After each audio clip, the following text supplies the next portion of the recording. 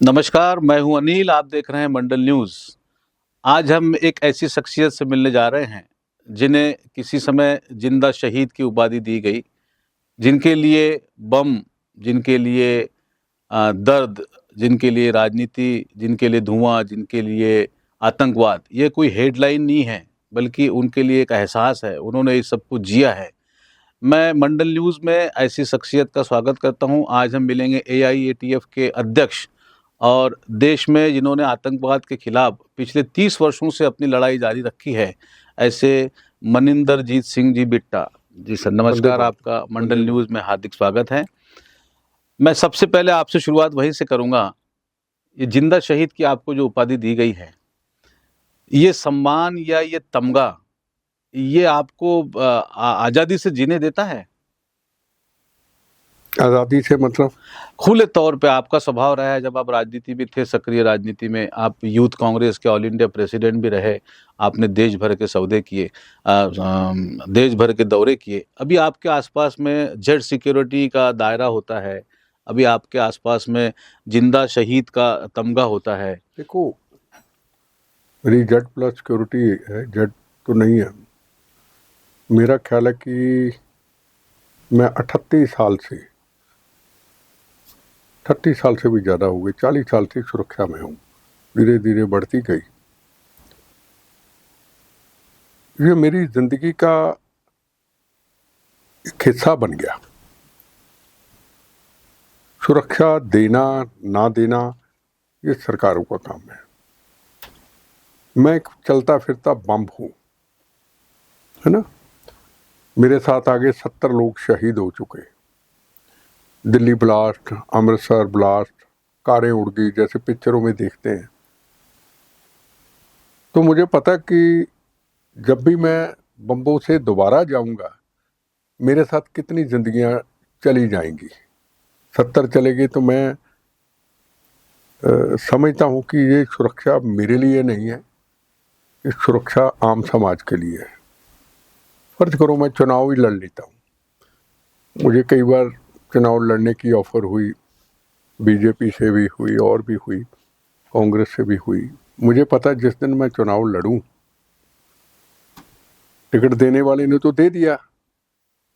अब मेरा सुरक्षा का लाइफ में अनुभव बहुत है, 45 साल का अनुभव है मेरी सुरक्षा को। कहाँ क्या कैसे हो सकता है, मैं सेफ हूँ या नहीं हूँ, मेरा जवान कहाँ सेफ है नहीं है, मुझे जवान को भी देखना पड़ता है। उसके चाहे बुलेट प्रूफ जैकेट पहनी हो, जब बम भी चल गया तो कौन सी बुलेट प्रूफ जैकेट, क्योंकि गन्ने जो हैं, बंदूकें आगे एलएमजी जैसे फौजी होते थे, वो मैं अपनी आंखों से उड़ती हुई जवानों के सिर हाथ गन्ने उड़ती हुई देखी है।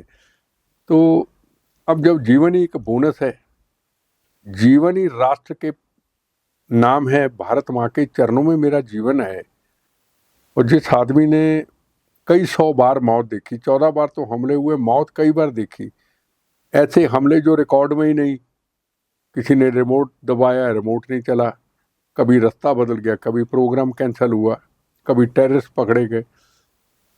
तो मैं समझता हूँ कि मैं इस बोनस की ज़िंदगी के अंदर मौत को बार बार करीब से देख के, अपने साथ जवानों को शहीद होते देख के, मेरे अपने दोस्तों को शहीद होते देख के, आम पब्लिक को शहीद होते देख के, पंजाब में 36,000 बेगुनाहों का कत्लेआम होते देख के, तो मैं महसूस करता हूँ कि मैं ज़िंदगी में अब एक बोनस की ज़िंदगी में अच्छा भी देख रहा हूँ और तमाशा भी देख रहा हूँ। भाई, हम राजनीति में क्यों आते हैं, हम झूठ क्यों बोलते हैं, हम दिल से अपने देश के साथ प्यार क्यों नहीं करते हैं। तो ऐसी कई चीज़ें जो मैं अपनी आँखों से देखता हूँ। और अब मेरी लाइफ एक बची ज़िंदगी एक किताब है, मैं रोज़ नई किताब पढ़ता हूँ, रोज़ नए अनुभव लेता हूँ। और भगवान मुझे ज़रूर, मुझे लगता है, कहते हैं कि मर जाता तो तू ना देखता, तुम्हें छोड़ दिया बचने के लिए, जो ऊपर ना देख पाता वो देख के आना। अच्छा भी बुरा भी, वो मैं ज़िंदगी के रोज़ अनुभव और तमाशे देखता हूँ। तमाशे से क्या मतलब है आपका? आपने 2 बार ये शब्द इस्तेमाल किया कि तमाशे भी देखता हूँ। तमाशा ऐसा है कि देखो, हम राजनीतिक लोग एक समाज के आदर्श हैं। अगर आप मुझे कहेंगे आप राजनीति में थे, तो मैं राजनीति का बचपन से ही राजनीति में नहीं था। राजनीतिक पॉलिटिकल पार्टी कांग्रेस थी, जिसने आज़ादी की लड़ाई उस वक्त लड़ी थी जहां लाल बहादुर शास्त्री, सरदार पटेल, सुभाष चंद्र बोस, इंदिरा गांधी, वो पुराने लोग थे। पर मैं जब 7 साल की उम्र में या 6 साल की उम्र में कांग्रेस का मेंबर बना था, मैं एक सेवा दल का कार्यकर्ता था। मैं एक जलियांवाला बाग के अंदर अपने ग्रैंडफादर से रोज सैर करने जाते थे, बच्चा था, ले जाते थे। कई बार जाते रहे, देखा तो दीवारों पे कुछ निशान नजर आए। किस चीज़ के? कहते जनरल डायर की गोलियों के निशान। कौन जनरल डायर? जिसने हिंदू, मुसलमान, सिख, ईसाइयों के ऊपर, आज़ादी मांगने वालों के ऊपर गोलियां चलाई थी। फिर उन्होंने किताब ला के दी जलियांवाला बाग की, भगत सिंह जी की किताबें पढ़ी। 1.5-2 महीने बाद गया, उसी लाल मिट्टी पे शपथ ली, आज़ादी इन्होंने लेके दे दी, हम आज़ादी की इसकी रक्षा करेंगे। तो आज़ादी की रक्षा करते रहे। करते करते थोड़े बड़े हुए, स्कूल में नौजवानों के साथ, बच्चों के साथ, जो भी स्टूडेंट थे, अपने एक मोहल्ले में 15 अगस्त 26 जनवरी मनानी शुरू की। मनाते रहे।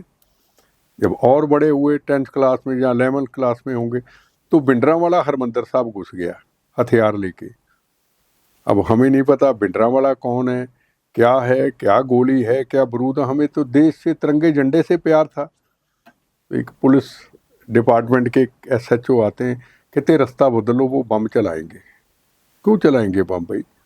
कहते यहाँ तिरंगा झंडा नहीं लहराने देंगे, यहाँ खालिस्तान का झंडा लहराया जाएगा। वो क्या खालिस्तान? हमें समझ नहीं थी। हमें कहा ये तिरंगा झंडा हिंदू, मुसलमान, सिख, ईसाइयों के खून से बना है। ये जलियांवाला बाग में मैंने शपथ ली थी, आज मेरे इम्तिहान का वक्त है, मैं तिरंगा झंडा लहराऊंगा। क्योंकि ये कहा था आज़ादी की रक्षा करेंगे। आज़ादी मतलब तिरंगे की रक्षा भी करेंगे। तो 12 बजे झंडा लहराना था, 5 बजे मेरे घर में उन्होंने बम फेंक दिया। बड़ी छोटी उम्र थी। हम उनका पीछा किया, धुआं था, पीछा किया। खैर उनके हदूद तक पहुंच गए, क्योंकि सामने ही हरमंदर साहब था, और वापस आ गए। 12 बजे झंडा लहराया। फिर वो नौजवान आए, कुछ पॉम्फलेट फेंके, उसमें लिखा था खालिस्तान जिंदाबाद। खालिस्तान का मतलब पंजाब हिंदुस्तान से अलग, पाकिस्तान के साथ मिल गया। चलो, रिवॉल्वर थी उनके पास, हम नौजवान थे, स्टेज ऊपर थी काफ़ी, हमने रिवॉल्वर छीन ली, पर जिंदाबाद नहीं बोलने दिया। फिर हमारी जंग शुरू हो गई बचपन से। अब इसको आप देख ले, राजनीति या राष्ट्र। फिर उन्होंने कहा कि अब तिरंगे झंडे को उतार के आग लगा देंगे। 5 बजे तक सूरज जब तक डूबा नहीं, तिरंगे झंडे के नीचे खड़े रहे और भारत माता की जय, वंदे मातरम नारा लगाते हुए तिरंगे झंडे को उतारा और सीने पे लगा के ले गए। ये वंदे मातरम और भारत माता की जय, ये इतनी बड़ी ताकत और शक्ति है। बम गोलियां भी दूर भागे। अब आप फैसला करो कि मैं राजनीतिक था, ये मेरा बचा जीवन राष्ट्र के चरणों में समर्पित था। मैं आपसे यही जानना चाह रहा था, मुझे पत्रकारिता करते हुए लगभग 35 साल हो गए। हमारी पीढ़ी ने आपको देखा है पत्रकारिता करते समय, लेकिन जो नई पीढ़ी है उसको आपके बारे में बहुत ज़्यादा पता नहीं है। आपने हाल ही में एक इंटरव्यू में कहा कि आपके ऊपर जो आतंकवादी हमले हुए, उसकी उस समय प्लानिंग कनाडा में की गई थी। आपने एक इंटरव्यू में दिल्ली में एक चैनल को कहा, मैं आपको फेसबुक अभी देख रहा था, सुन रहा था। तो मैं आपसे ये जानना चाहता हूँ कि उस समय आपको लगातार एक के बाद एक, जैसा आपने कहा कि 14 आतंकवादी हमले तो ऑन रिकॉर्ड है, उसके अलावा दर्जनों बार, सैकड़ों बार आपके ऊपर आतंकवादी हमले किए गए। मैं ये जानना चाह रहा था कि उस समय एक राजनीतिक व्यक्ति के रूप में, एक नेता के रूप में, आप कांग्रेस के बहुत बड़े नेता थे, आप केंद्रीय मंत्री भी रह चुके हो, यूथ कांग्रेस के अध्यक्ष भी रह चुके हो, आपको ही बार बार उस समय निशाना क्यों बनाया गया? 2 बातें हैं। पुलिस ने अपना काम किया, गोली का जवाब गोली दिया। हमने जवान को गोली बनाया, अपनी जवान को AK-47 बनाया, अपनी जवान को रॉकेट लॉन्चर बनाया। एक जबान अगर ईमानदारी से, भगवान की कृपा से चले तो लोगों को जगाती है। यूथ मूवमेंट खड़ी की, क्योंकि 5 बजे के बाद तो घर से कोई निकलता नहीं था। जो वापस नहीं आया, किसी पत्नी का पति किसी माँ का बेटा बेटी, ससुर सास माँ बाप नहीं आए तो समझो गोलियों से मर गए, वो वक्त हमने देखा। तो हम उस वक्त तिरंगे झंडे लेके, लाल निक्कर, वाइट निक्कर, वाइट शर्ट, रेड पगड़ी पगड़ी, राजीव गांधी ने नाम दिया था रेड टर्बन ब्रिगेड, तिरंगे झंडे लेके गांव में निकलते थे और नारे देते थे, भारत माँ के चार सिपाही, हिंदू मुसलमान सिख ईसाई, भारत एक धर्म अनेक। ये नारे मेरे नहीं है। आप भगत सिंह जी की पुरानी अगर पिक्चर देखोगे तो उसमें भगत सिंह जी भी सेम ऐसे ही नारे लगते थे, प्रभात फेरी निकालते थे। हमने उस पिक्चर से सीखा, पुराना सीखा, इतिहासों से सीखा। शहीद पिक्चर आई थी भगत सिंह जी की, आपके कवि प्रदीप जी के नारे थे, हम लाए हैं तूफान से ये किश्ती निकाल के, इस देश को रखना मेरे बच्चों संभाल के, कहनी है एक बात यही, इस देश के पहरेदारों के संभल के रहना, अपने घर में छुपे हुए गद्दारों से। जब हम 15 अगस्त 26 जनवरी मनाते थे तो ये गाने चलते थे। एक लता मंगेशकर का गाना था। इसका अंदाज हम ऐसा भी लगा सकते हैं कि उस समय आपके साथ जितने कांग्रेसी नेता थे, पंजाब में खालिस्तानी आतंकवाद का दौर था, बहुत नजदीक से आपने देखा, तो क्या हम ऐसा भी कह सकते हैं कि उस समय उनके खिलाफ मुखर आवाज आपने उठाई, या उस समय आपके दौर के जो कांग्रेसी नेता थे उन्होंने उतना साथ नहीं दिया, इसके कारण आपको बार बार निशाना बनाया गया, आपकी जीवन लीला समाप्त करने की कई बार कोशिशें की गई? साथ दिया या नहीं दिया, जब आपका जीवन में ही भगवान ने राष्ट्र के समर्पण कर दिया तो फिर को साथ दे ना दे उससे क्या जाता है। नहीं, ये परिवर्तन तो आप में धीरे धीरे आया। पहले आप एक राजनीतिक के रूप में थे 92 पे, राजनीतिक रूप में अगर मेरा रिकॉर्ड निकालोगे आपको कोई ऐसी चीज राजनीतिक मेरी लगेगी नहीं। मैं किसी को तो सलाह दे सकता हूँ, खुद राजनीति नहीं कर सकता। मैं जो बना हूँ, नरसिम्हा राव जी ने ऑल इंडिया का प्रेसिडेंट बनाया, राजीव गांधी जी ने स्टेट का प्रेसिडेंट बनाया, किसी ने डिस्ट्रिक्ट प्रेसिडेंट बनाया, तो काम को देखा, काम कर सकता, बन गया। बनने के बाद आंख को यहां रखा, आंख को ऐसे रखा, गलत है तो गलत है, ठीक है तो ठीक है। अब ममता बनर्जी मेरी स्टेट प्रेसिडेंट रही, अशोक चौहान मेरा वाइस प्रेसिडेंट रहे, मणिराव ठाकरे मेरे स्टेट प्रेसिडेंट रहे, दोनों होम मिनिस्टर थे। आज वेणुगोपालन हमने स्टेट प्रेसिडेंट बनाया था उस वक्त केरला का। तो हाथों से बने, जिन्होंने काम किया अच्छा उनको हमने बनाया। आपने राजनीति छोड़ने के बाद आपको अन्य पार्टियों से भी ऑफर आए हैं? नहीं, बड़ा मुझे देखो, पार्टी में छोड़ी नहीं, ना पार्टी छोड़ी ना राजनीति छोड़ी ना। मैं तो अपने भारत माँ के चरणों में पहले था, अब भी था, अब भी हूँ। सवाल ये है कि बीजेपी ने मुझे दिल्ली से टिकट दिया, वेस्ट दिल्ली से टिकट दिया, गडकरी जी ने टिकट दिया, मैं कहीं पार्टी में गया नहीं, मुझे घर बैठे टिकट दे दिया। मिनिस्टर भी बना रहे थे सेंटर का पहली बार, हाथ जोड़े, मैं कहना मेरा कर्म नहीं, मैं इन चीज़ों से दूर जा चुका हूँ, मैं नहीं सेंटर का मिनिस्टर बनाएगा। मैं कहना जिस इंसान की जिंदगी एक बोनस है, जो आदमी इतनी बार मर के तमाशा देख रहा है, अच्छा भी देख रहा है, 370 धारा हटी भी देख रहा है, राम जन्मभूमि का निर्माण भी देख रहा है, वाराणसी भी देख रहा है, आतंकवाद को समाप्त होते भी देख रहा है। खैर, आप मानते हो आतंकवाद समाप्त हो चुका है? बिल्कुल। फिर पुलवामा कैसे हुआ? नहीं, ये नहीं आप कह सकते कि आतंकवाद समाप्त हो चुका है तो पुलवामा कैसे हुआ। देश बहुत बड़ा है, आईएसआई सामने बैठी है, वो उस वक्त शरारत करती है जब कश्मीर के मुद्दे को उठाया जाए, जब अमेरिका का उपराष्ट्रपति यहाँ आए, जब नरेंद्र मोदी सऊदी अरब जाएं एक सेकुलरिज्म का संदेश लेके, इंटरनेशनल मुद्दा उठाने के लिए। आपको याद होगा जब बिल क्लिंटन आए थे तो 25 सरदारों का कत्लेआम कश्मीर में किया गया और बिल क्लिंटन ने यह माना, मैं ना हिंदुस्तान में आता तो 25 सरदार ना कश्मीर में मारे जाते। ये पाकिस्तान एक ऐसा धोखेबाज मुल्क, वो ऐसी चीज करता है कि कश्मीर का मुद्दा जो समाप्त हो गया, जो 370 धारा हट गई, रोज आप कौन सा ऐसा महाराष्ट्र का गांव है, कौन सा ऐसा राजस्थान का, कौन सा हिंदुस्तान का बिहार का गांव है जहां रोज डेड बॉडी नहीं आती थी, नारे लगाते थे। राम मंदिर से आप कितने खुश हैं? मैं खुश हूँ। अगर राम जन्मभूमि ना बनती, शहर पहला जीवन मैं ही दे देता, मैं बैठ जाता मर वर्त के। मेरा राजनीति पार्टी से क्या लेना, मेरी राम के प्रति आस्था है। राम, जय श्री राम, क्यों नहीं। ऐसा लग रहा है कि जिंदा शहीद बिट्टा धीरे धीरे धीरे धीरे भाजपा ही हो रहे हैं। नहीं, ये आप कैसे कह सकते हैं? राम क्या बीजेपी के हैं? मैं इसलिए कह रहा हूं कि राम को नहीं, किसी समय कांग्रेस नहीं, ने नहीं, राम जी को आप बीजेपी के साथ कैसे जोड़ सकते हैं? हाँ, उन्होंने नहीं, राम हम नहीं जन्मभूमि जोड़ का रहे हैं, निर्माण किया। राजनीति जोड़ती है। नहीं, राजनीति जुड़े। किसी समय राजनीति किसी समय इस देश की सरकारों ने नहीं, मेरी बात सुनिए। तो राम लला जी जब हम मंदिर जाते थे, अंधेरी आती थी, तूफान आता था, तो मिट्टी कहाँ जाती थी? राम जी के उधर ही जाती थी, हनुमान जी के चरणों में जाती थी। मैं तो जाता था, मैं अब थोड़ा जा रहा हूं, मैं तो कई वर्षों से जा रहा हूं, मेरी आज थोड़ा कोई आस्था है।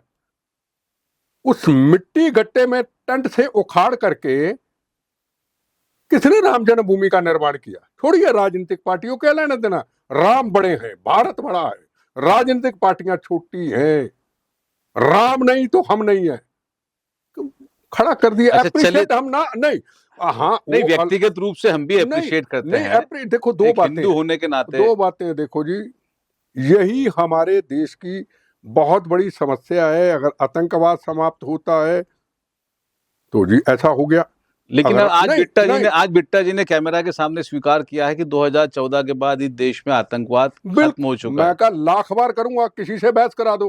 कौन सी घटना मैंने नहीं देखी? बताइए कौन सी घटना? 26/11 की घटना मैंने देखी। मैं साईं मंदिर से प्लेन से आ रहा था, प्लेन इधर फिर आगे चेंज होना था, मैंने देखी।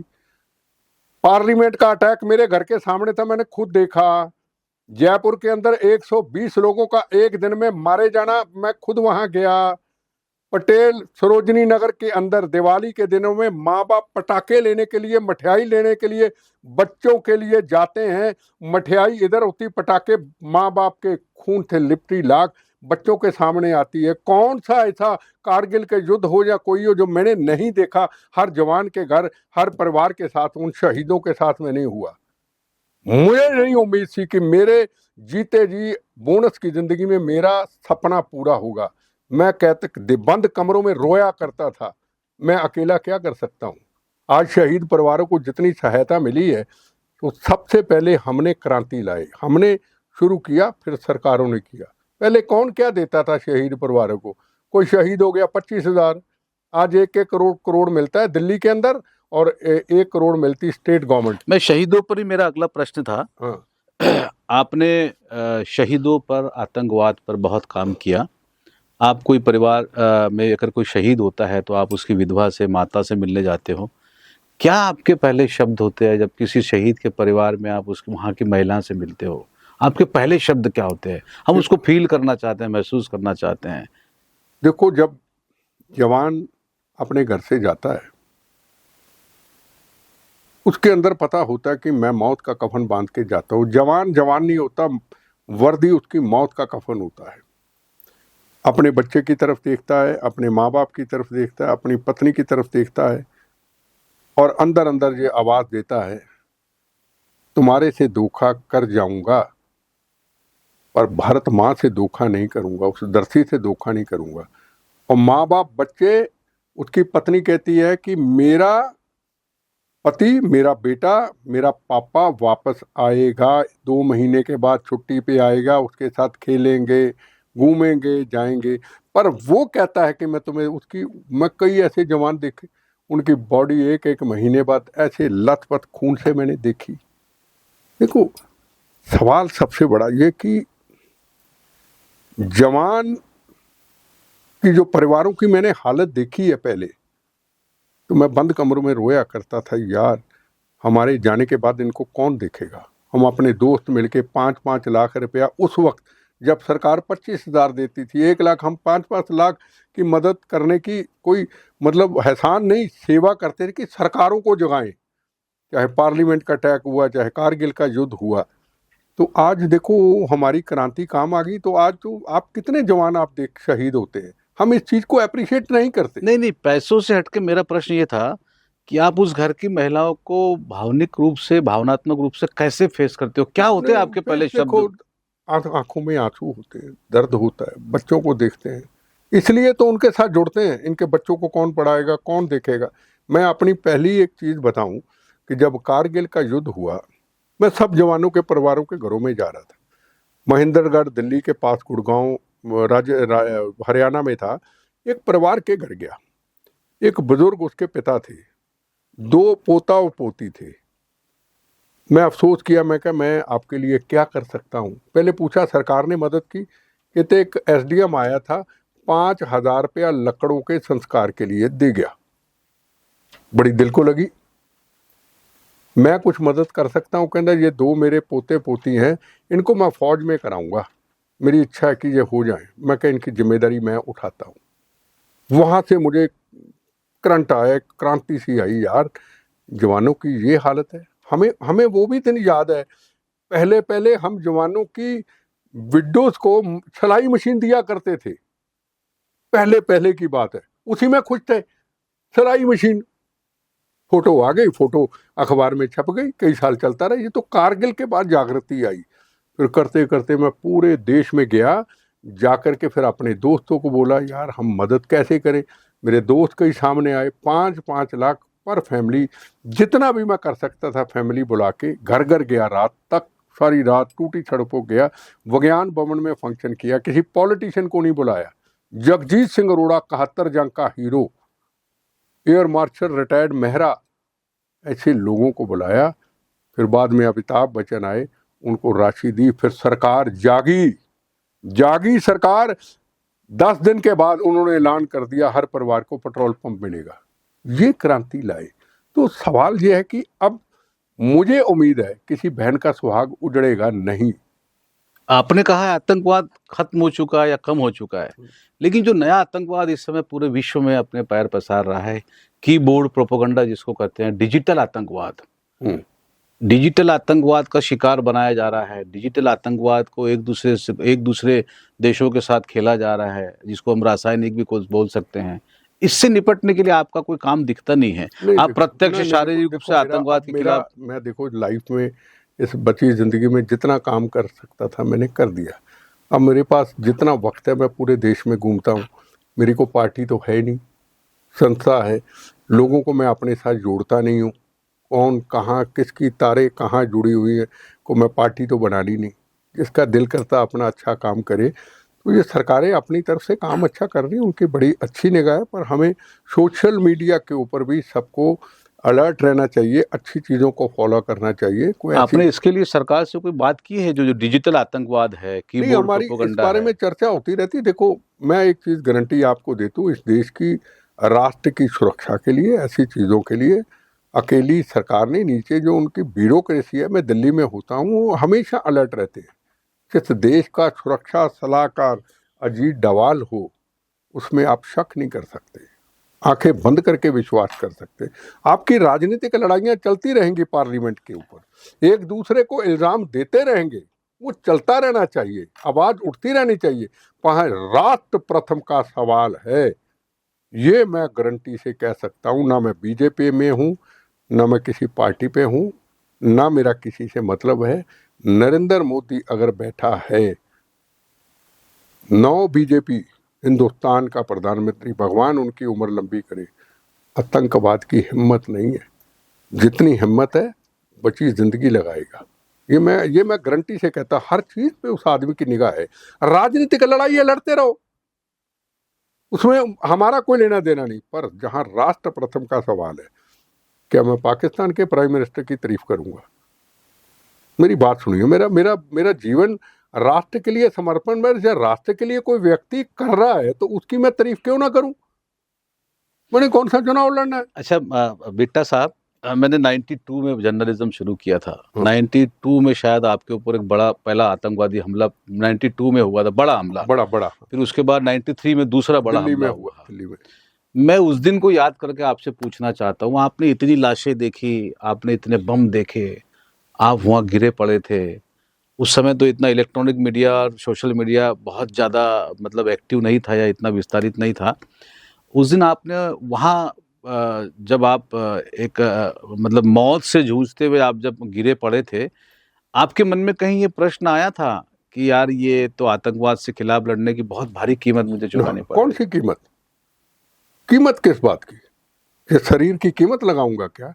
अगर मैंने राष्ट्र के लिए, देश के लिए, बहनों के सुहागों की रक्षा के लिए, बच्चों को बचाने के लिए पंजाब हिंदुस्तान का हिस्सा रहे, पंजाब में खालिस्तान ना बने, क्या मैंने, मेरे भगवान ने मुझे, मेरे भारत माँ ने मुझे कर्म दिया, उसको पूरा किया, तो मैं क्या इसको कुर्बानी कहूँगा? क्या मैं कहूँगा एहसान किया? मैं तो मिट्टी में मिल जाऊंगा, मैं मिट्टी में रोलता फिरता इंसान हूँ। क्या बात कर रहे हैं? आपने उस दिन क्या महसूस किया? नहीं, कोई महसूस नहीं। चैलेंज किया आतंकवादियों को। उसी वक्त आप पुरानी उस समय वीडियो वहां पड़े थे, मैं क्या दर्जनों लाशें उठाया। थी। यहाँ के हमारे अविनाश पांडे मेरे जनरल सेक्रेटरी थे, आज ऑल इंडिया कांग्रेस कमेटी के जनरल सेक्रेटरी हैं। मेरा बड़ा उन्होंने, अविनाश पांडे ने साथ दिया, मेरे भाई की तरह था वो। मेरे, उसकी गाड़ी आई तो मैं बचा, उसकी गाड़ी आगे आगे मेरी गाड़ी के पीए लेके आया, उसकी गाड़ी बम्बों से जो मेरे पे चलना था उस पहले उस पे चल गया। कितनी लाशें थी आसपास उस दिन? मेरा ख्याल कोई 70 थी। 70 के करीब लाशें 70 थी। थी जख्मी लाशें। अलग थे। किसी का सिर उठा के अटल बिहारी वाजपेयी की कोठी से ला रहा है, कोई ली मेरिडियन होटल में किसी की बॉडी गिर गई, कोई बेहोश हो गया, फॉरेनर थे, वो मर गया बेचारा दहशत से। इतना बड़ा बम ब्लास्ट था एक छोटे से टूटे किसी शरीर। मानव शरीर के लिए और किसी मानव मस्तिष्क के लिए संभव है कि 70 लाशों के बीच में से अपने आप को फिर आप उभार सकते हो, फिर आप नए तरीके से खड़ा कर सकते हो? देखो, मैं तो उस वक्त भी कोई घबराया नहीं। मैं तो उस वक्त भी चैलेंज किया था, तुम्हारी ये ऐसी की तैसी आपके कोई। परिवार का क्या उस समय रोल था? नहीं, कोई परिवार ने क्या, जब परिवार ने कहा नहीं, छोड़ दो सारा? मुझे एक चीज बताओ, हम एयर कंडीशन कमरों में बैठते हैं, सब कुछ है, जवान कहाँ बैठता है? सीमा पर गर्मी रहता है। सर्दी के अंदर सीमाओं की रक्षा करता है। हाथ में बंदूक पकड़नी मुश्किल होती है। नहीं, छोटी चीज, जब बचपन से राष्ट्र के चरणों में अपनी बोनस की जिंदगी को 14 बार हमले के बाद कई 100 बार करने की कोशिश की, उसके चरणों में भगवान ने रखा दिया, तो फिर क्या है? फिर डर खौफ क्या था क्या नहीं था? आज हम निकलते तो मौत का कफन बांधते निकलते हैं। हम हमेशा यही कहते हैं, कभी बम्बों गोलियों से मौत आए, रोज सुबह प्रेयर करते हैं, बस हे मेरी भारत माँ, हे मेरे भगवान, हे मेरे हनुमान, हे मेरे गुरु महाराज। आखिर में एक मुझे ख्वाहिश मेरी पूरी कर देना, मेरे मुंह से निकले, मेरा धर्म भारत माँ, मेरी जात वंदे मातरम, अपने चरणों में समा लेना। कहानी ये शुरू ये खत्म। मेरा धर्म भारत माँ, वो मेरी जात वंदे मातरम। ये नारा किसी से मैंने कॉपी नहीं किया, मेरे अंदर से निकला। कहानी खत्म यार। पीवी नरसिंह राव ने आपको जिंदा शहीद की उपाधि दी थी। हर रोज सुबह आप उठते हो, ये इसका बोझ नहीं लगता कि जिंदा शहीद के रूप में बिट्टा जी नहीं नहीं नहीं, देखो लाइफ में बोझ, इस तमगे को सही देखो, मानते हो? बोझ मेरे ऊपर हमेशा कोई नहीं रहता। मैं हमेशा ये कहता हूं, बिट्टा बम्बों से नहीं हारा, बिट्टा मौत से नहीं हारा। बिट्टे का जीवन बोनस है। बिट्टा अगर हारा है तो राजनीतिक आतंकवाद से हारा है, ये तो क्लियर है। आखिरी सांस तक रहेगा। देश के भीतर के सफेद पोशों से? नहीं नहीं, मैं सफेद पोश नहीं, जो राजनीतिक में, मैंने कहा ना, ये मेरा जीवन बोनस है। मुझे मेरे भगवान ने, मैं कई बार जब मेरे पे अमृतसर बम चला, जब मेरा पैर उतर गया, तो ये आपके भगवान कौन से है जिसने आपको 14 बार बोनस जिंदगी दी? सारे भगवान है मेरे। ये हमारे तो ऐसे भगवान किसी के नहीं।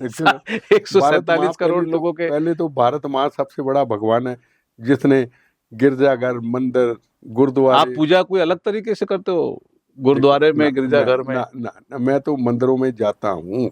मैं तो हर जगह पे, जैसे आज यहाँ आया, सबसे पहले अपना कपड़े चेंज करके, सब कुछ करके, सबसे पहले मैं माता जी अम्बा माता के चरणों में दर्शन किए और कहा, माँ मैं नहीं आया, तुमने मुझे बुलाया। मुझे बची जिंदगी में मुझे शक्ति देना, मैं धर्म और राष्ट्र की रक्षा कर सकूं, बस।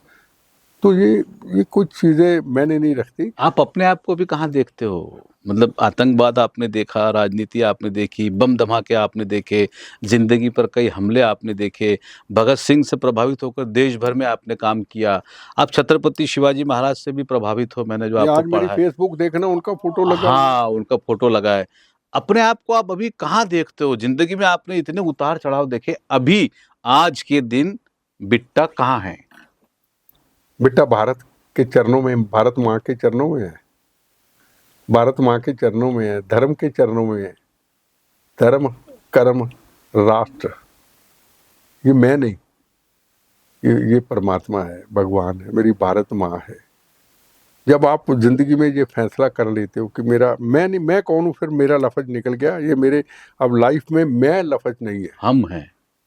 हम भी नहीं, तू है। हर, जैसे मैं, मेरे इतने बम मेरे शरीर में प्लेट है, मुझे उठाएगा कोई, बिठाएगा कोई, अगर सही में बैठ गया ऐसे, आपकी कौन सी टांग अलग? दोनों में है। इधर हाथ लगाओगे इधर भी आवाजें आएगी, इधर लगाओगे इधर बैक करोगे बैर भी आएगी। तो मेरी लाइफ का जो मेरा एक कदम है ना, ऐसे चलता है, जैसे मैं उठता हूँ तो मैं उसी का शुक्रिया अदा करता हूँ। मैं अपनी लाइफ में सब कुछ शरीर को देख लिया कि भगवान तेरा क्या पता तू कहाँ नस दबा दे, मेरा नहीं, हर इंसान की जो शरीर है भगवान के हाथ में, पर हम समझ नहीं पा रहे। पाप किए जा रहे हैं, जुल्म किए जा रहे हैं, मेंटली टॉर्चर किए जा रहे हैं, जुल्म किए जा रहे हैं। मैं आपको एक छोटी सी बात सुनाता हूँ।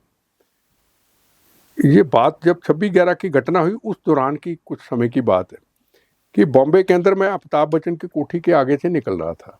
कुदरती बात की याद आ गई, तो मेरी गाड़ियों का काफ़ी लंबा काफिला था। एक बूढ़ी औरत उसके घर के अंदर बाहर देखी मैंने, ऐसे ही जाना चाहती थी, मोटे मोटे चश्मे से।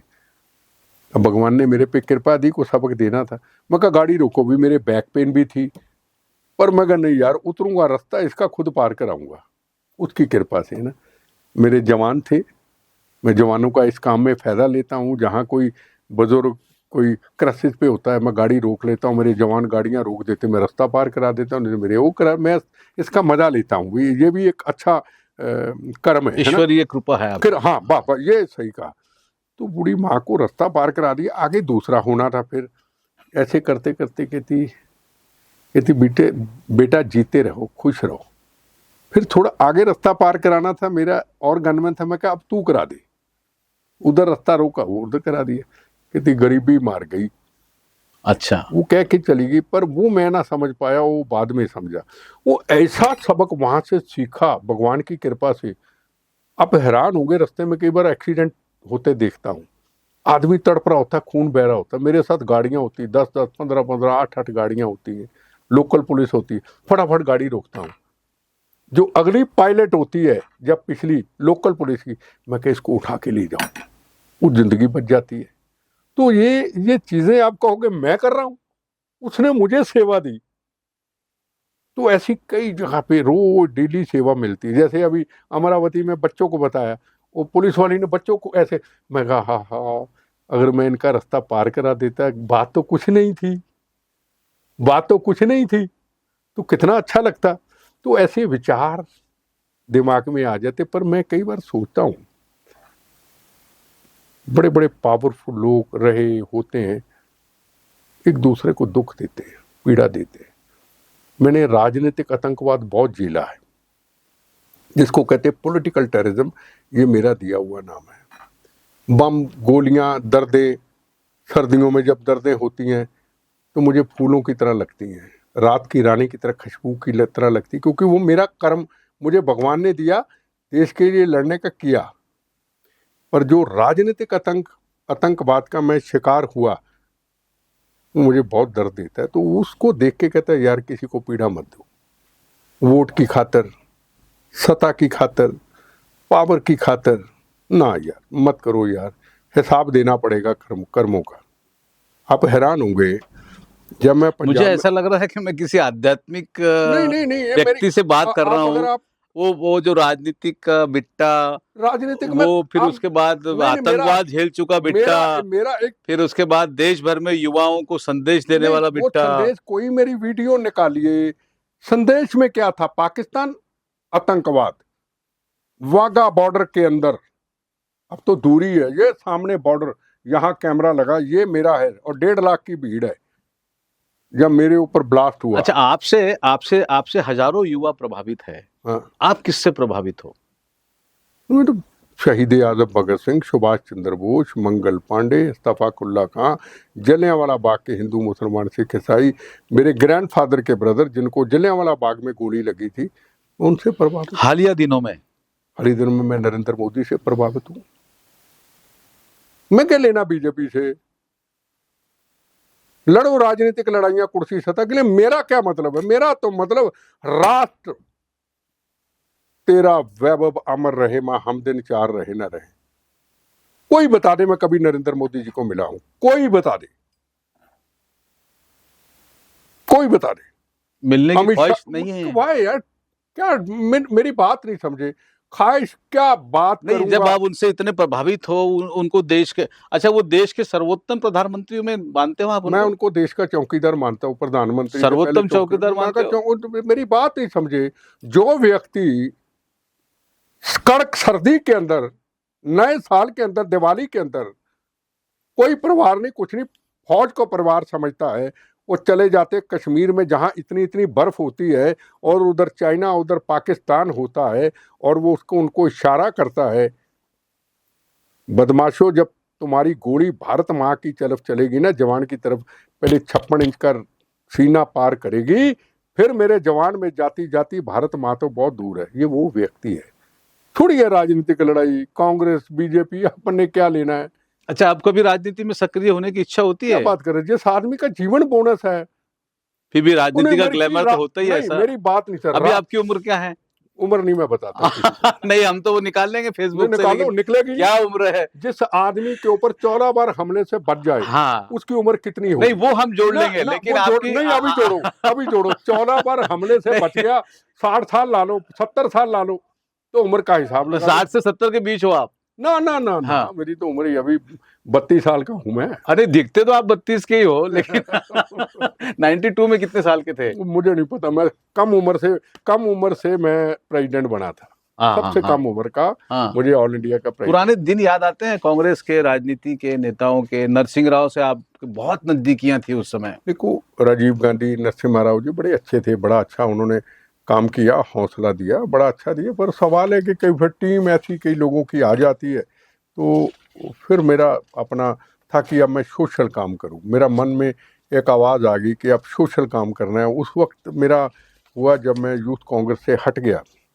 तो सीताराम केसरी जी प्रेसिडेंट बने। फिर उन्होंने मुझे बुला के कहा तुम्हें सेवा देनी, काम करना है। मैं कहा काम मुझे दे दो, जहाँ जम्मू कश्मीर दे दो जहाँ आतंकवाद है, या मणिपुर दे दो, या असम दे दो जहाँ आतंकवाद था, तो मैं कर लूँगा। दूसरी स्टेट में मैं ये जोड़ तोड़, सीएम बनाओ, वो करो, ये काम में मैं नहीं पड़ना। फिर उन्होंने मुझे कुछ समय बाद बुला के कहा, बेटा सॉरी, मैं जिम्मेदारी नहीं दे सकता, क्योंकि गुलाम नबी आज़ाद, अहमद पटेल, ये सब मेरे पास आए। अगर बिट्टा को कोई जिम्मेदारी दे दी, जॉइंट सेक्रेटरी बना दिया, जनरल सेक्रेटरी बना दिया, पहले यूथ कांग्रेस का दफ्तर उड़ गया, अब कांग्रेस का दफ्तर उड़ जाएगा, सारे उड़ जाओगे। मैं कहा केसरी जी छोड़िए, फिर अब विचारधारा ही कांग्रेस की बदल गई, तो हम ना आपको बुरा कहें ना अच्छा कहें कांग्रेस को। हमने अपना रास्ता बदल करके शहीद परिवारों के, देशभक्ति के प्योर काम में लग गए। तो फिर वापस मुड़ के देखा ही नहीं अपन ने, कोई कमी नहीं। उन्होंने कहा आ जा, जब ना देखा ही नहीं। देखने का जब जिंदगी बोनस है, जब ये कह दिया कि बिट्टा के कारण पूरा दफ्तर ही उड़ जाएगा, हाँ। कांग्रेस का प्रेसिडेंट ही उड़ जाएगा, बिट्टा तो बच गया, अहमद पटेल उड़ जाएगा, गुलाम नबी आज़ाद उड़ जाएगा, सारी टीम उड़ जाएगी, तो भैया मैं ही दूर चले जाता हूँ। हम फिर अपना बम बांध के, मैंने कहा ना, हम चलते फिरते बम है, बिट्टा नहीं है। जब बिट्टा चलता फिरता बम है, कहाँ को रेकी करेगा, कहाँ चलाएगा, कहाँ कार में रखेगा, कहाँ उसकी शरारत होगी, वो जाने। हम तो चलते फिरते बम है। मैं लीग से हटके थोड़ा सा एक प्रश्न करना चाहता हूँ। पंजाब से आपको बहुत प्रेम है, पंजाब की माटी के आप सपूत हो, लेकिन पंजाब पर एक आरोप लगता रहा है कि पंजाब नशे की गर्त में मतलब बहुत बुरी तरह से उलझ चुका है। आपको लगता है कि ये इन नशे के जितने माफिया है, इनके खिलाफ सरकार ने एक सर्जिकल स्ट्राइक इनके खिलाफ भी देश भर में करना चाहिए, जहां से युवा देखो हमारे देश का खराब हो रहा है? देश की बात तो नहीं कह सकता, सारे देश को आप पंजाब के साथ नहीं मिला सकते। पंजाब समझो भी, पहले भी राजनीतिक लोगों ने तबाह किया, अब भी हमने तबाह कर दिया। धर्म के ठेकेदारों ने और राजनीतिक लोगों ने पंजाब को तबाह कर दिया। 36,000 लोगों का कुर्बान होने के बाद, चीफ मिनिस्टर के शहीद होने के बाद, इंदिरा गांधी के शहीद होने के बाद, 19,000 हिंदू भाइयों के शहीद होने के बाद, हम सुधरे नहीं पॉलिटिशियन। हाय कुर्सी, हाय सत्ता, हाय सीएम, कोई भी पार्टी हो, वो ठीक करके अमन शांति हम ले आए थे। हम उससे भी खतरनाक जगह पे जा चुके हैं। खतरनाक जगह पे, जो सरदार पहले हुआ करता था। सरदार, माँ कहती थी अरे मैं ट्रेन में बैठी हूँ, मेरी बेटी बैठी है, अकेला सरदार है, मुझे फिक्र नहीं। माँ कहती थी मेरे 2 बेटे, एक को सरदार बनाऊंगे। वो वक्त गुजर गए। सबको गाली, नरेंद्र मोदी को गाली, अमित शाह को गाली, कांग्रेस को गाली, आम पार्टी को गाली, आरएसएस को गाली, युवा वर्ग नहीं, सारा ही बुरा ही हाल, कोई समझाने वाला ही नहीं रहा। हाथ से निकल गया काम पंजाब में। हाँ, हाथ से। नशा नुशा छोड़ो ना, तो घर घर नशा है। वही अब आप निकालो, होला मल्ला निकालो अभी। हाँ। मोटरसाइकिल, हिमाचल एक शरीफ लोगों की जगह है। हिमाचल शांति का प्रतीक है। वहां पे शरीफ लोग हैं। लोग जाके, पूरे देश की दुनिया के लोग टूरिस्ट आते हैं। होले महल्ले का दिन होता है, जाओ गुरुद्वारा साहब है, जाओ, कोई आपको मना नहीं करता। 2 AK-47 की फोटो लगाई है, चमक रही हैं, निशान साहब है, लगने चाहिए, पवित्र है। इसके लिए क्या होना चाहिए? मेरी बात सुनो ना। हाँ। अब मोटरसाइकिल 1000 2 हजार मोटर, किसको दिखाना चाहते हो? आप हिंदू को डराना चाहते हो? हिंदू सिख तो 9 मास का रिश्ता है, ये अलग हो ही नहीं सकता। आप करोगे, फर्क बड़ा पड़ गया। राम जन्मभूमि का निर्माण होता, सरदार नहीं जाएगा। क्यों भाई? मूर्ति पूजा तुम कौन हो कहने वाले? पर हिंदू गुरुद्वारे जरूर जाएगा। हिंदू गुरुद्वारे, मंदिर जाए ना जाए, हिंदू भाई गुरुद्वारे जाएगा। ऐसा नहीं होता। अब मैं हम आपसे बिट्टा को अगला, पंजाब का अगला मुख्यमंत्री क्या देख बात कर सकते रहे हैं। हैं? अरे मुख्यमंत्रीशिप 3 बार छोड़ी मैंने। चीफ मिनिस्टर बेअंत सिंह की शहादत के बाद नरसिम्हा राव जी मुझे मुख्यमंत्री नहीं, बना अब तो रहे थे। परिस्थितियां बदल गई नहीं, है। क्या बदल गई? आप जिनसे प्रभावित हो वो देश के प्रधानमंत्री है। मेरी वो बात, किसी भी नए चेहरे को लाकर मुख्यमंत्री बना क्या देते हैं। मुख्यमंत्री क्या है? क्या मैं क्या करना है? नहीं, मैं पंजाब को सुधारने के लिए, सेवा के लिए मैं बोल रहा हूँ। ना, वो अपने बस का, अपन ने जो कर्म करना था, बम गोलियां खा के कर दिया। पूरा भारत है मेरे पास, पूरा भारत, गांव गांव है। वो नहीं सुधरने वाले, उनको कोई नहीं सुधार सकता। वो सुधरने वाले है ही नहीं। पंजाब को लेके इतना निराशावादी रवैया क्यों है आपका? सच है। आप अभी होले मल्ले का वीडियो निकाली ना, पंजाब की वीडियो, पता चलेगा। वो तो हमेशा ही देखते रहते हैं हम लोग। अब यार मेरी बात सुनो, कहना पड़े तिरंगा झंडा लहराओ, कहना पड़े तुम वंदे मातरम बोलो, वाय मेरे से, मैं आपसे एक सवाल पूछता तो ये खालिस्तानी आतंकवाद के कारण हो रहा है सर? मैं बताऊं, कोई खालिस्तान की बात नहीं है, चंद लोग हैं, हम चुप रहते हैं। हम कई बार कहते हैं सारे सरदार तो ऐसे नहीं। आप कहेंगे सारे तो नहीं। तो जब तिरंगे झंडे को कनाडा के अंदर पैरों में रूधा जाता है, जब कनाडा के, अमेरिका के अंदर अक्षरधाम हनुमान मंदिर पे हमला होता है, जब वहां पे हिंदुस्तान के खिलाफ यूके में नारे लगते हैं, वहां तिरंगे झंडे को एम्बेसी से उतारा जाता है, फुटबॉल बनाया जाता है, तो मेरा सरदार भाई क्यों नहीं कहता जी? हिंदुस्तान का सिख मेरा भाई क्यों नहीं कहता ये झंडा हमारे हमारे देश का झंडा है, हिंदू मुसलमान सिख ईसाइयों का है, हमारे गुरु महाराज ने यहाँ कुर्बानी दी थी, ये पटना साहब जन्म लिया गुरु गोविंद सिंह महाराज ने, और नंदेड़ साहब उनका आखिरी समय था। क्यों ना निकले? हिंदू बोले तो हिंदू, हिंदू बोले तो फिरका परस्त, हिंदू बोले तो आरएसएस, हिंदू बोले नफरत। सरदार भाई क्यों ना बोले? खुल के बोलता हूँ। इनकी ऐसी की तैसी, चंद लोगों की जो गुंडे कहते खालिस्तान बनाएंगे, इनकी ऐसी की तैसी खालिस्तान बनने दिया हमने। इसमें सुधार आ सकता है ना, यदि आप कोई पद लेते हो भविष्य में? मैं पद, मेरा तो जिंदगी का पद तो मेरी जिंदगी में है ही नहीं। कुछ कितना 32 साल के बिट्टा फिर से तो सुधार ला सकते हैं। मैं नहीं, मैं, मेरे पास पूरा भारत है, ये सुधरने वाले नहीं है। मैं इतना निराशावादी निराशा नहीं, जब मैं कह दिया नहीं सुधरने वाले। जितना नरेंद्र मोदी जी ने अभी करतारपुर साहब खोल दिया, पाकिस्तान का गेट खुलवा दिया, उस वक्त था जब पुलवामा का हमला हुआ, जब सर्जिकल ऑपरेशन हुआ, जंग की तैयारी थी, फिर भी गाली देते हैं। जब पैकेज देने गए पंजाब को इलेक्शन से पहले, उनकी गाड़ी रास्ते में रोक ली। कल को नरेंद्र मोदी का को नुकसान कर देता। इंदिरा गांधी का नुकसान नहीं किया इन्होंने, हिंदुस्तान की प्रधानमंत्री का। वाय? जितनी देर तक सिख समाज खुल करके इनका विरोध नहीं करेगा, उतनी देर तक कुछ होने वाला नहीं। पिट्टा पुट्टा क्या करेगा? मैं नहीं इन चीजों में पढ़ता हूँ। पूरा भारत है, स्टूडेंट में जाता हूँ, लोगों में जाता हूँ, जागृति पैदा करता हूँ, अपनी जिंदगी के अनुभव बताता हूँ, सोशल मीडिया में बताता हूँ। मेरे बोलने से कई मेरे युवा अच्छी तरफ आ जाते हैं। मैंने क्या लेना है? जिस दिन राजनीतिक मेरे पे ये टंक लग गया, उस दिन बिट्टे को कोई सुनने वाला नहीं, याद रखना। किरण बेदी जी थे ना, है ना, वो हमेशा जिंदा रहती, आज भी जिंदा, भगवान उनकी उम्र लंबी करे। पॉलिटिक्स में आए, गवर्नर बने, वो कहाँ है? हम लोगों के हैं। अब ये नहीं कि मेरे साथ लाखों की भीड़ चले, नहीं।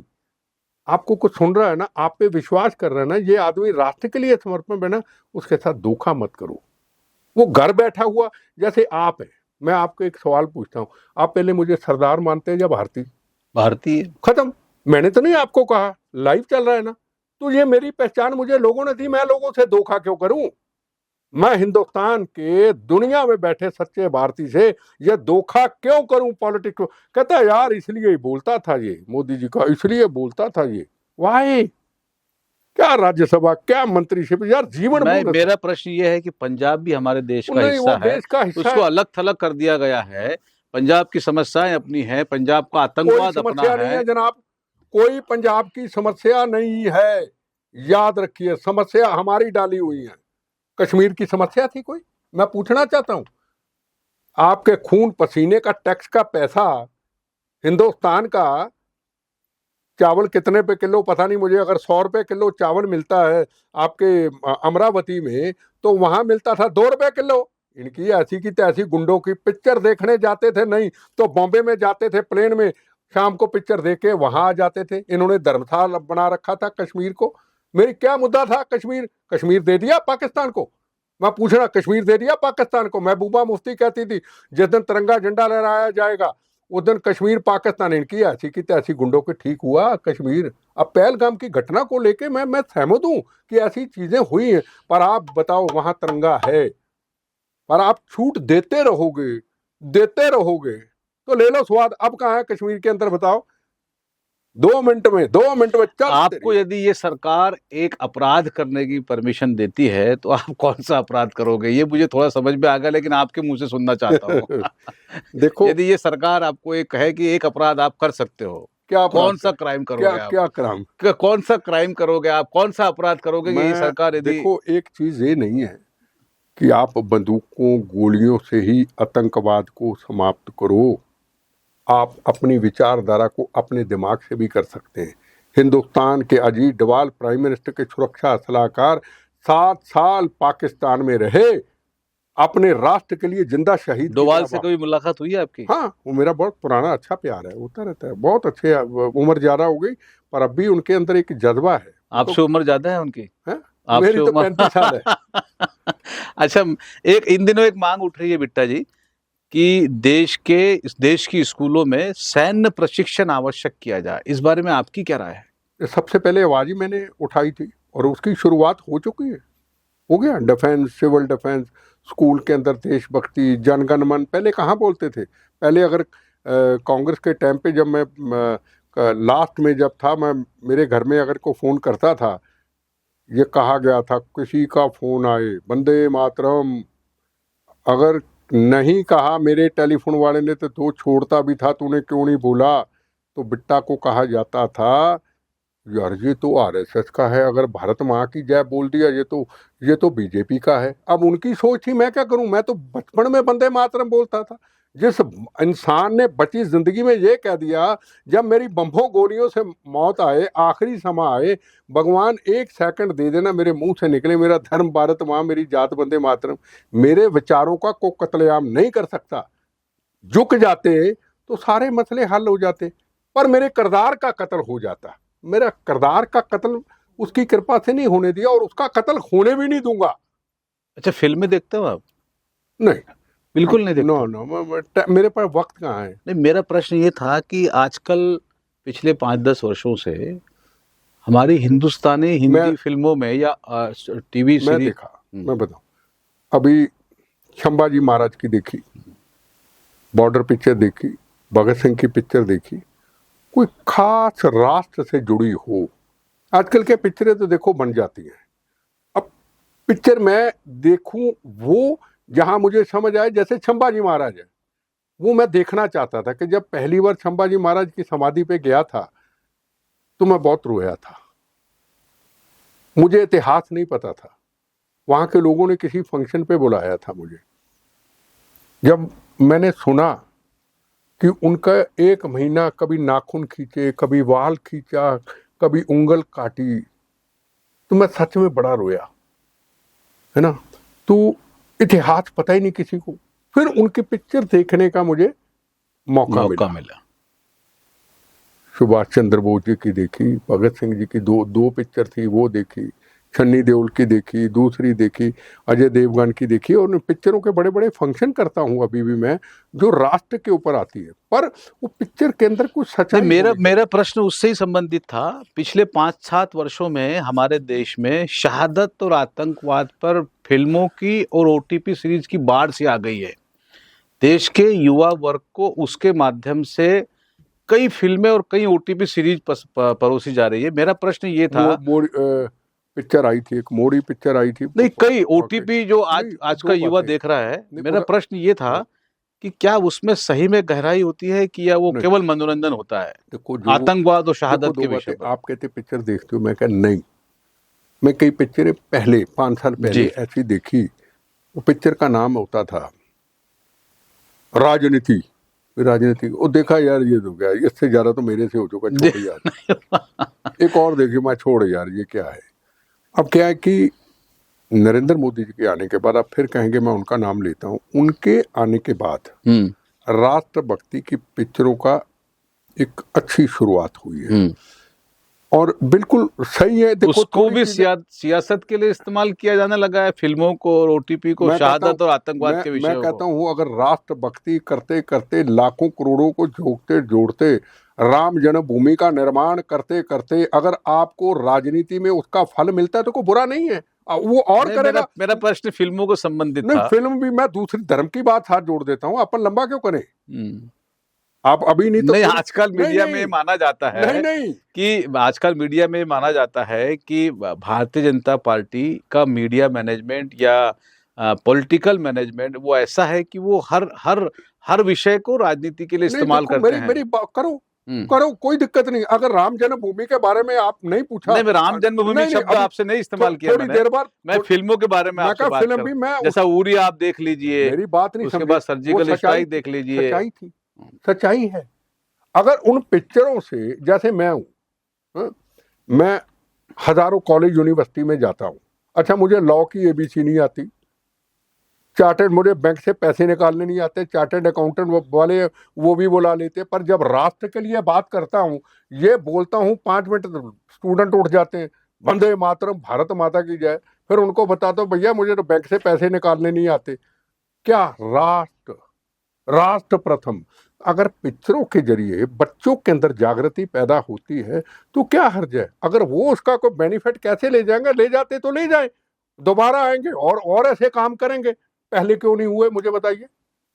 इंदिरा गांधी के टाइम पे हुए, जब बांग्लादेश का सारा हुए बड़ी चीजें, पर बदलाव बड़ा उस वक्त आ गया। जितनी अब बिट्टा कांग्रेस से साइड में जाता, जब बिट्टा को कह दिया, हिंदुस्तान के कांग्रेस के प्रेसिडेंट सीताराम केसरी ने कह दिया जिम्मेदारी दे के, और बिट्टा ने कहा मुझे जहां आग है, जहां बहनों के सुहागों को जाड़ा जाता है, जब बच्चों को यतीम किया जाता है, जवानों के ऊपर गोलियां चलती है, पंजाब की तरह बिट्टा वहां जाके मौत का कफन बांध के काम करेगा।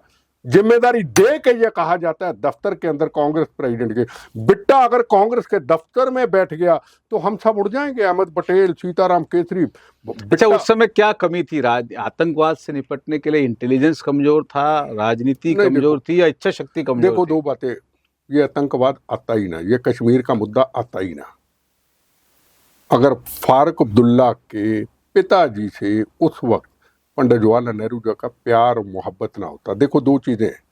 अब हिंदुस्तान की अगर बात करें, ट्रंप, सब कहते हैं कि नरेंद्र मोदी का दोस्त, ठीक ठीक चर्चा थी, पर जब देश के ऊपर आ गई मुसीबत, कहता तेरी दोस्ती अलग, मेरा रास्ता अलग। राष्ट्र जब प्रथम आ जाए फिर इंसान नहीं रहता। उसका भुगतान हम भुगत रहे हैं जनाब, और आने वाली जनरेशन सवाल पूछेंगी हम लीडरों को। पहले अगर आतंकवाद के कारण इतने जवान, लाखों लोगों की जिंदगियां चली गई, 26/11 की घटना, पार्लियामेंट की घटना, कश्मीर के अंदर बम ब्लास्ट, जयपुर के अंदर 120 लोगों का एक दिन में मारे जाना, पार्लियामेंट के हमला, और जगह जगह पे ट्रेनों में, बॉम्बे में ब्लास्ट, अब क्यों नहीं? सवाल पूछेंगी आज नहीं तो कल।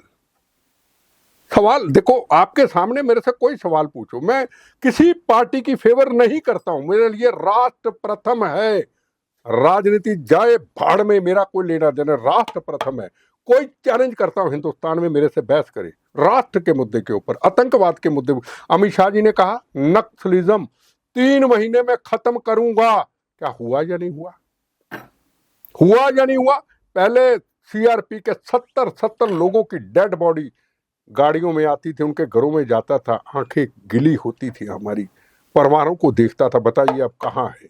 मैं देश के लोगों को सवाल पूछना चाहता हूं, मेरे साथ सवाल करें, अपने स्वार्थ छोड़ें। हमने आज नहीं तो कल दुनिया से जाना, मेरा ये नहीं हुआ, मेरा मंगेहाई होगी, मेरा भरे।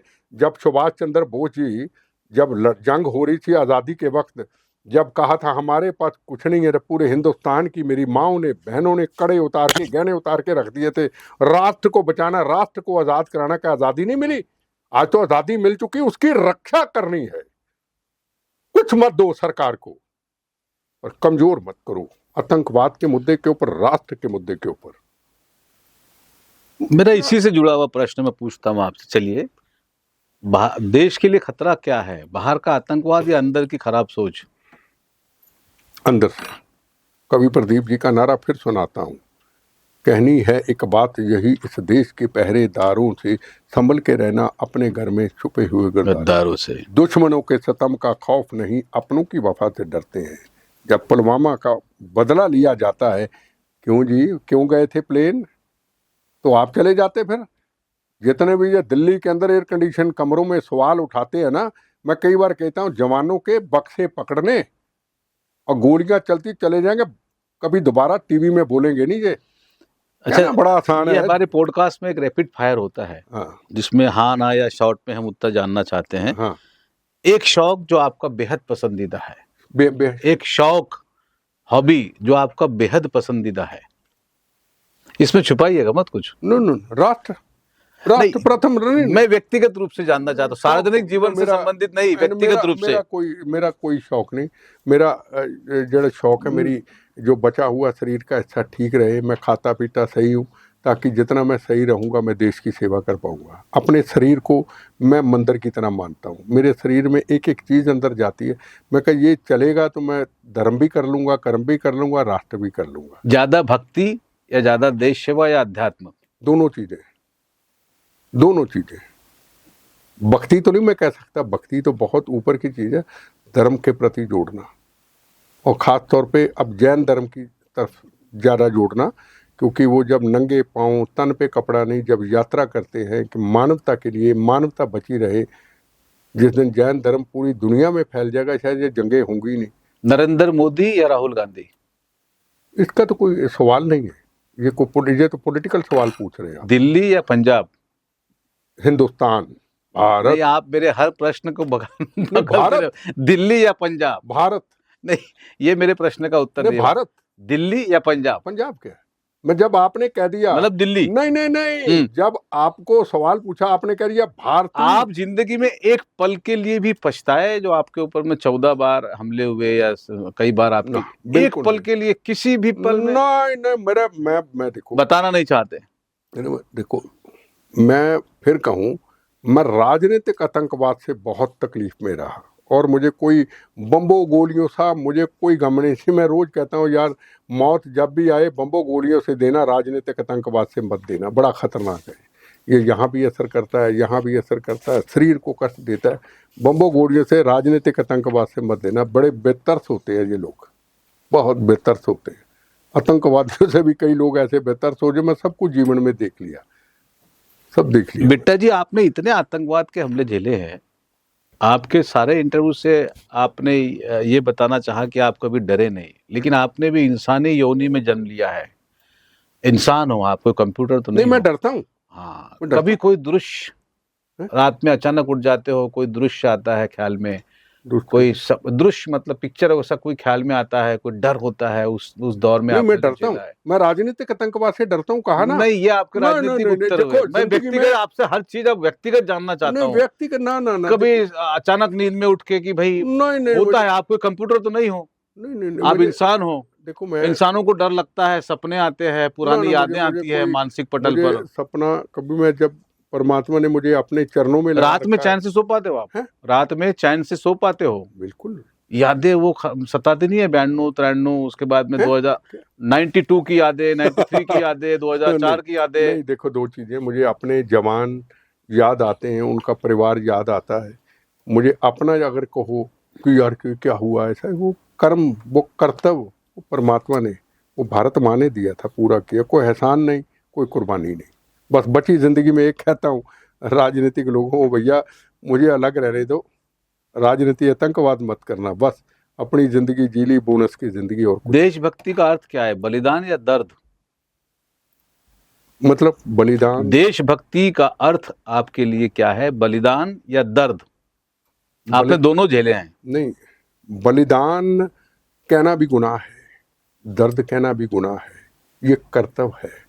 जिस दिन बलिदान, शहादत, कुर्बानी, मैंने कहा ना, बम्बों गोलियों से जो मेरे प्लेट्स हैं, उनका दर्द जो होता है ना, वो मुझे फूलों की तरह, रात की रानी खुशबू की तरह लगता है। पर जब राजनीतिक आतंकवाद देखता हूँ, जब राष्ट्र के साथ कोई व्यक्ति धोखा करता है, जब जवानों का अपमान करता है, आप वो जब दर्द कांग्रेस मुझे में थे तब भी इतने मंझे हुए पॉलिटिशियन नहीं थे, आप जितने हो चुके हो। आपके सवालों से एक पत्रकार को ये नहीं, नहीं, देखो, महसूस होने लगा है कि अब आप एक बहुत मंझे हुए नहीं नहीं नहीं, पॉलिटिक्स में ना देखो, रहते हुए भी पॉलिटिशियन बन गए हो। दो बातें याद रखो जो मेरी लाइफ का अनुभव है। ना मैं किताबें पढ़ता हूँ जी, हाँ।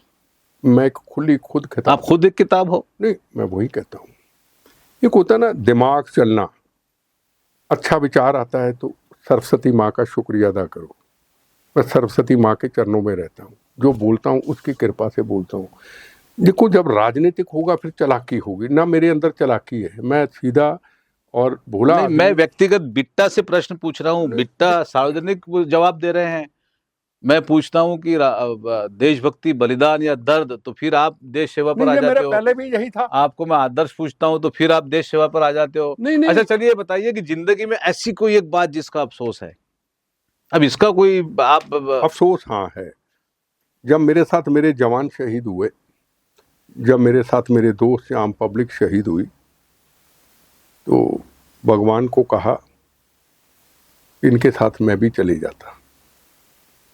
और मुझे लगता है कि भगवान ने ये कहा नहीं, अपनी आंखों से जिंदगी का अगला तमाशा देख के आना, और वो मैं देख रहा हूँ।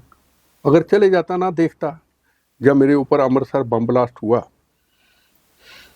45 किलो RDX कार बम से उड़ाया गया, जलियांवाला बाग की तरह हर तरफ डेड बॉडी थी, मुझे उठाया गया, पैर उतरा हुआ था, मेरे जवानों ने जब पकड़ा फिर गोलियां चली, फिर मुझे किसी दुकान पे लिटा दिया, शीशे थे, वो मर गया, शहीद हो गया। दूसरे ने फिर उठाया, मेरे अंकल आए, फिर बुलेट प्रूफ गाड़ी में लेके गए। बुलेट प्रूफ गाड़ी उस वक्त जगाड़ की होती थी, है ना, नई नई थी, पुरानी जोड़ी होती थी। स्पीड ब्रेकर आया, रुक गई, पैर उतरा हुआ है, अंकल ने पकड़ा हुआ है, फिर उससे उतारा, कहाँ जाएं। फिर पीछे नीले रंग की स्वराज मैदा आई, वो ऊंची थी, फिर मेरे अंकल ने पैर पकड़ा, PA ने पैर पकड़ा, बुलेट प्रूफ गाड़ी में उनको बिठाया था, मैं मिनिस्ट्री वाली में बैठा था। तो जब मैं गाड़ी में बिठाया, मैंने कहा भी कक्कड़ अस्पताल लेके चलो, और जब ले गए, और मेरे मतलब कहने का मतलब कोई दर्द ही नहीं, खून बह रहा है, कोई दर्द नहीं, भारत माता की जय, वंदे मातरम, मुझे डॉक्टर बोलते हैं, आज भी कोई डॉक्टर जिंदा है, वो चले गए, कहते जब बेटा तुम्हें बेहोशी का इंजेक्शन लगाया था तुम यही कहते थे मेरा धर्म भारत माँ, मेरी जात वंदे मातरम। ये जिंदगी खत्म। कोई एक बात जिसका गर्व है, जिसका घमंड है, गर्व है? गर्व मैं, ये मेरी लाइफ में नहीं है।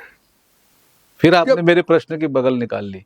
कोई एक बात जिसका व्यक्तिगत रूप में गर्व है।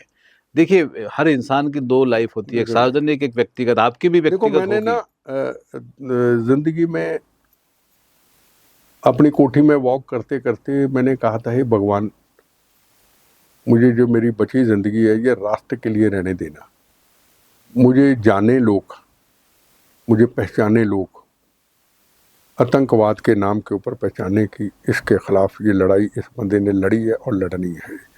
और वो मेरा ख्याल, मेरी ख्वाहिश काफ़ी साल पहले चलते चलते दिमाग में आती भगवान, वो मेरी पूरी है कि लोग मुझे आतंकवाद के ऊपर जानते हैं कि लड़ाई है, इस चीज़ का मुझे है। कोई जिंदा शहीद के ऊपर मुझे गर्व नहीं, कोई किसी पदवी के ऊपर गर्व नहीं, कोई मुझे राष्ट्रपति अवार्ड के लिए बोले कोई गर्व नहीं होगा, ये कह दूंगा भी मैं नहीं लेना, काहे का गर्व। पद्मश्री लेने की इच्छा है? पद्मश्री लेने की इच्छा है? क्या लेके करूंगा क्या भाई। प्रणब मुखर्जी को भारत रत्न मिला, चले गए, मेरी कोठी के सामने 13 नंबर में रहते थे, ये 5-6 बीते, ये चले गए, वाह, इन चीज़ों का क्या है। लता मंगेशकर को मिला, सलूट है। लता मंगेशकर जी को मिला, सलूट है। ऐसे लोगों को मिला, बिट्टा को सलूट नहीं है। मिलना चाहिए हैं? बिट्टा को नहीं मिलना चाहिए। बिट्टा को दे भी मैं तब हाथ जोड़ दूंगा जब टिकट मिली, सेंटर की मिनिस्ट्री मिली, 3 बार चीफ मिनिस्ट्री छोड़ दी, 3 बार चीफ मिनिस्ट्री छोड़ी, सेंटर की मिनिस्ट्री छोड़ी, राज्यसभा छोड़ी, गवर्नरशिप छोड़ी, तो फिर क्या इच्छा, क्या बात कर रहे हैं मेरे? कहें जब जीवन ही बोनस है, आज नहीं तो कल बोनस की जिंदगी में अच्छा, एक जाना है। सच्चे प्रश्न का अंत में सच्चा आंसर चाहिए। क्या? अधूरी ख्वाहिश क्या है? सच्चा प्रश्न है, सब उत्तर सच्चा लगेगा, पॉलिटिकल नहीं। जवानों को देखते हुए जो कुछ जवानों के व्यक्तिगत रूप से अरे व्यक्ति- अधूरी ख्वाहिश क्या मेरे है? व्यक्ति बेटा है ही नहीं नहीं ना। है। आपने ख्वाहिश बोली, हाँ आपने ख्वाहिश बोली हाँ, ना। ये सार्वजनिक ख्वाहिश हुई है, नहीं, तो कोई का ख्वाहिश, सार्वजनिक जीवन की ख्वाहिश हुई है? व्यक्ति भी तो है ना बिट्टा। राजनीतिक तो मैंने आपका भी परिवार है, आपका भी व्यक्तिगत नहीं, लाइफ है। देखो, दो बात, अधूरी ख्वाहिश क्या है? कोई अधूरी ख्वाहिश नहीं। मेरी ख्वाहिश ये है, मेरे भारत माँ की सीमाएं सुरक्षित रहे, मेरे जवान सुरक्षित रहें, और जिस तरीके से नरेंद्र मोदी आज जवानों के लिए, राष्ट्र के लिए, आतंकवाद के ऊपर उन्होंने काम किया है, उनकी उम्र लंबी हो, मेरी बची जिंदगी भी उनको लग जाए। और बताओ, मेरा कुछ उस आदमी से लेना देना नहीं, ये रिकॉर्ड से निकाल लेना, कसम की बात, कसम की बात, मेरी आंखों में आंसू हैं। चलिए, मंडल चैनल के माध्यम से आप देश के युवाओं को अंत में क्या संदेश देना चाहोगे? मैं देश के युवाओं को हाथ जोड़ के यही निवेदन करना चाहूँगा, राष्ट्र के लिए काम करें। शहीद आजम भगत सिंह, राजगुरु सुखदेव, मंगल पांडे, इस्तफाकुल्ला खां, जलियांवाला बाग के शहीद, आज़ादी हमें कैसे मिली, कितनी कुर्बानियों से मिली, हमारे जवान जो राष्ट्र के लिए शहीद हुए, उनको याद करते हुए जहाँ भी अच्छी शिक्षा लें, आपके अंदर एक मकसद होना चाहिए।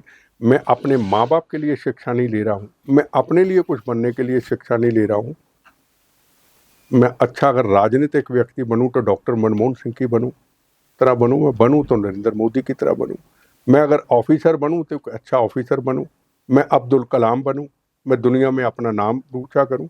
मैं कल्पना चावला, जो करनाल की बेटी जिसने अमेरिका के अंदर जाके साइंटिस्ट बनी थी, प्लेन में उसका उस वक्त क्रैश हो गया था चंद्रमा पे, ऐसे इतिहास बनाएं कि भारत माँ का नाम हम पूरी दुनिया में ऊपर करें। जन्म लिया है तो समझे भारत माँ का नाम पहले ऊंचा करना है। ये मेरी बच्चों को हाथ जोड़ के निवेदन। तो दर्शकों, ये थे मनिंदरजीत सिंह जी बिट्टा।